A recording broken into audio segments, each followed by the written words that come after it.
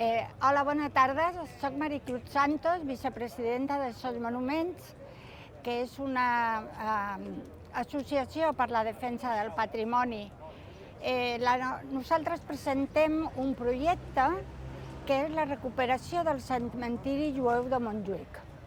El cementiri jueu de Montjuïc, que és el que dona nom a aquesta muntanya tan emblemàtica de la nostra ciutat, existeix des de l'edat mitja, des de molt abans del segle XIV i el segle XV.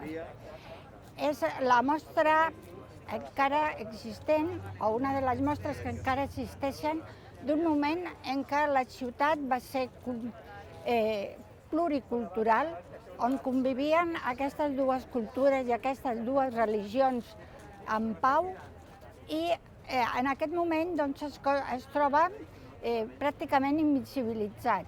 Pràcticament la gent passa per allà i no se n'entera de res, i per aquesta raó volem que estigui a l'abast dels ciutadans. Soc la Dominique Tomassov, arquitecte, membre de SOS Monuments, i el que nosaltres vam proposar en aquesta votació era una mínima senyalització perquè el cementiri s'apropi a la ciutadania, i amb un rètol que tingui una bàsica informació ja servirà per generar sinergies d'apropament a la cultura. Esperem que voteu.